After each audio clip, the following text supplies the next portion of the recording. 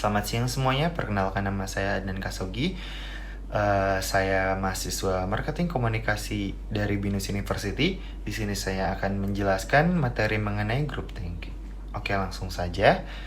Group think menurut Irvin Janis adalah istilah untuk keadaan ketika sebuah kelompok membuat keputusan yang tidak masuk akal untuk menolak anggapan atau suatu opini publik yang sudah nyata buktinya dan memiliki nilai moral.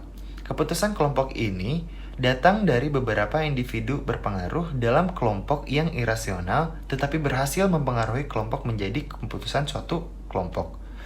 Group think mempengaruhi kelompok dengan melakukan aksi-aksi yang tidak masuk akal dan mempedulikan pendapat-pendapat yang bertentangan di luar kelompok.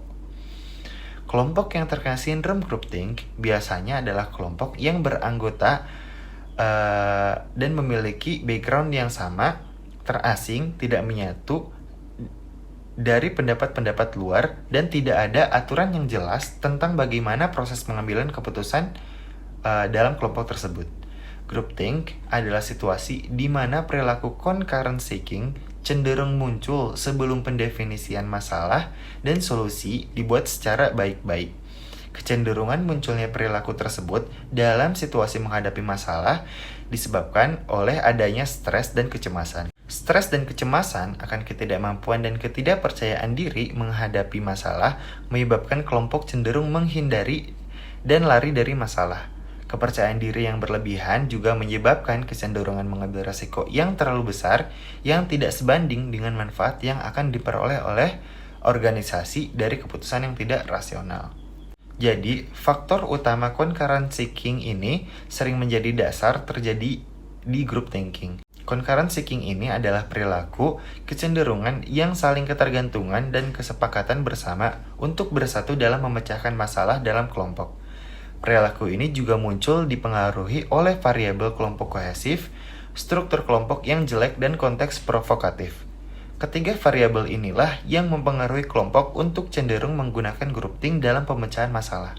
Nah, cara mengatasi group think menurut Janis ini adalah pemimpin kelompoknya harus menanggung penilaian atau mendorong munculnya berbagai kritik atas program atau keputusan yang diusulkan, atau mengundang ahli-ahli dari kelompok luar, menugaskan 1 atau 2 orang anggota untuk menjadi devil's advocate guna menentang pendapat mayoritas, sekalipun mereka sebenarnya setuju dengan pendapat dalam kelompok tersebut. Dan kelompok itu harus membuat keputusan secara bertahap dan tidak boleh sekaligus. Singkatnya, group think ini terjadi manakala ada semacam konvergenitas pikiran, rasa, visi, dan nilai-nilai di dalam sebuah kelompok menjadi sebuah entitas kepentingan kelompok, dan orang-orang yang berada dalam kelompok itu dilihat tidak sebagai individu, tetapi sebagai representasi dari kelompoknya. Apa yang dipikirkan, dirasa, dan dilakukan adalah kesepakatan satu kelompok. Tidak sedikit keputusan-keputusan yang dibuat secara group think itu yang berlawanan dengan hati nurani anggotanya, maupun orang lain yang ada di luarnya. Namun, mengingat kepentingan kelompok, maka mau tidak mau, semua anggota kelompok harus kompak mengikuti arah yang sama agar tercapai suatu kesepakatan bersama dalam kelompok tersebut.